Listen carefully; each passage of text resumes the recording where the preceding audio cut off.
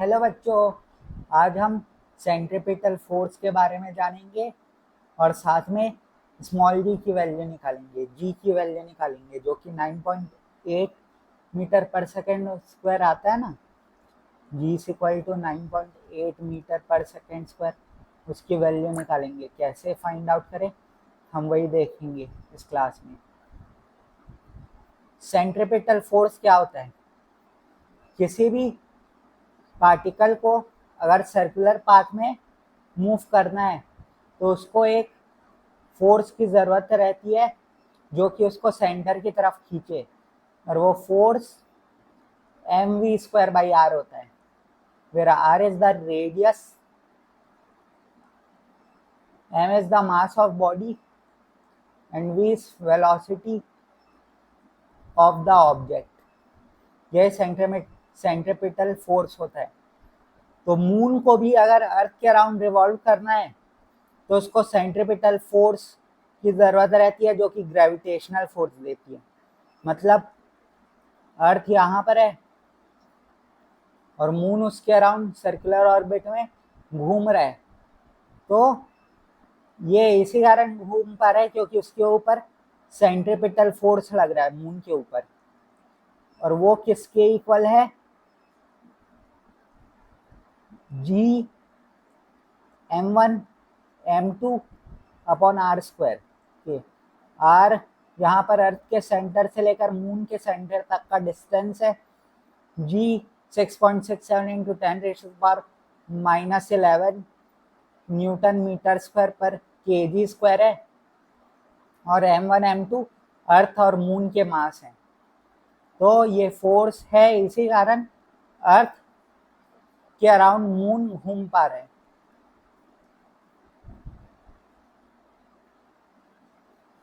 तो centripetal force क्या होता है? ये इनवर्ट फोर्स होता है जो कि एक बॉडी को सर्कुलर पाथ में मूव करने के लिए मदद करता है। For moon gravitational pull is the centripetal force. Balance of force, moon straight line में मूव करना चाहता है लेकिन अर्थ उसके ऊपर ग्रेविटेशनल फोर्स लगा देता है, जिसके कारण वो ऑर्बिटल पाथ में चलता है, मतलब सर्कुलर पाथ में मूव करता है।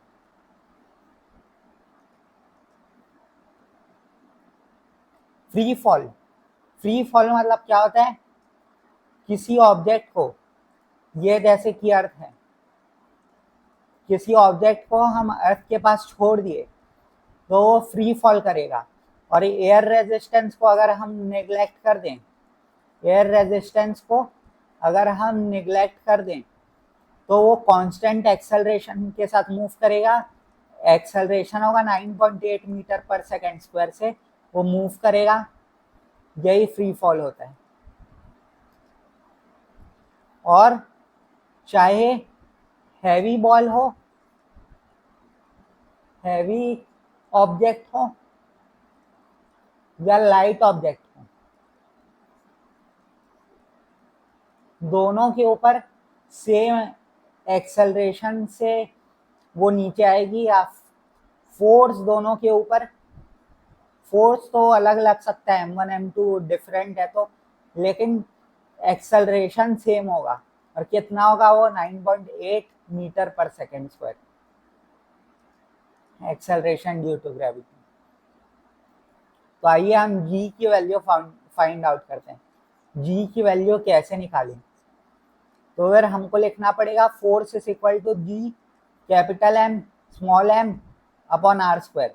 m कैपिटल M अर्थ का मास है, स्मॉल m ऑब्जेक्ट का मास है, g 6.67 into 10⁻⁻11 newton metre square पर kg स्क्वायर है। r radius of the earth है,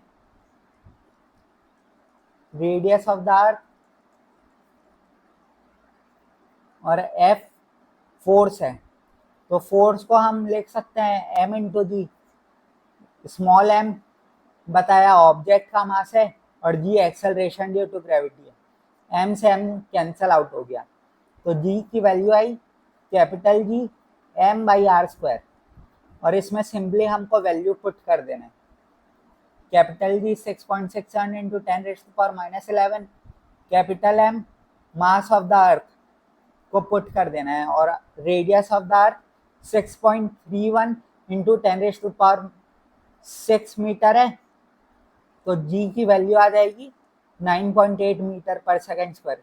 मास of the earth 5.972 into 10⁻24 kg है। फ्री फॉल में इक्वेशन क्या होता है, अगर ऑब्जेक्ट को हम ऊपर से छोड़ दिए u, उसकी इनिशियल वेलोसिटी u है, कुछ वैल्यू है, नॉन जीरो वैल्यू है u इनिशियल वेलोसिटी, और वो उस पर g एक्सेलरेशन लग रहा है, और वो कुछ नीचे आकर v वेलोसिटी उसकी हो गई, ये फाइनल वेलोसिटी मान ली। तो एक्सेलरेशन का डायरेक्शन ये है और u का डायरेक्शन भी ये है, इसको नीचे डायरेक्शन को पॉजिटिव माने तो हो जाएगा v is equal to u plus G T, h is equal to U T plus half G T square, और v square minus U square is equal to 2gh। ये इक्वेशन हो जाएंगे, तीन इक्वेशन, ये फर्स्ट, ये second, ये third. लेकिन एक ऑब्जेक्ट को हम नीचे से u वेलोसिटी से थ्रो करें, वो कुछ ऊपर जाकर उसकी फाइनल वेलोसिटी हो गई v, और नीचे g लग रहा है, और अगर ऊपर को हम पॉजिटिव माने तो इसमें इक्वेशन हो जाएगा, पहला हो जाएगा v is equal to U minus G T, g negative है क्योंकि, h is equal to U T minus half G T square, और तीसरा इक्वेशन हो जाएगा v square minus U square is equal to minus 2gh। तो condition to condition equation vary कर रही है। तो आइए हम क्वेश्चन देख लेते हैं इस पर। A stone is dropped from rest from the top of a tower, find the distance it falls in 3 second. Initial velocity u है, ऊपर से ड्रॉप कर रहे हैं किसी ऑब्जेक्ट को, इनिशियल वेलोसिटी 0 है, 3 सेकेंड के बाद बोला है तो टाइम 3 सेकेंड है, और g की वैल्यू अपने को पता है 10 मीटर पर सेकेंड स्क्वायर होता है। तो h is equal to U T plus half G T square, u 0 है तो यू टी 0 हो गया, तो h के इक्वल क्या होगा, हाफ g 10 t 3 इंटू 3, तो 5 15 30 45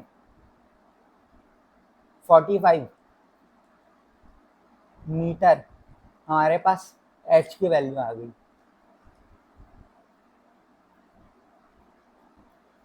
दूसरा एग्जाम्पल हम देखते हैं, दूसरा question. A body falls freely from a height of 80 metre, how long it will take to reach the ground. तो अपने को पता है h is equal to U T plus half G T square, अपने को पता है u 0 है क्योंकि हम रेस्ट से बॉल को फेंकें, तो ये टर्म 0 हो जाएगा, तो half 10 into T square is equal to height कितना दिया हुआ है, 80 दिया हुआ है क्या, 80, तो t आ जाएगा 4 सेकेंड।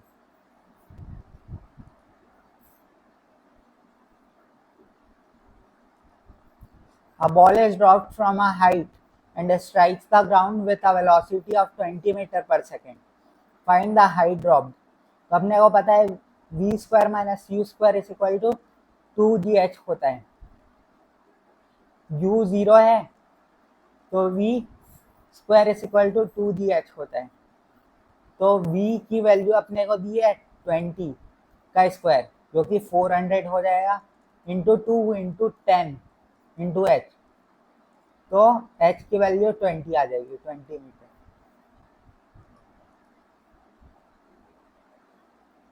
Thank you.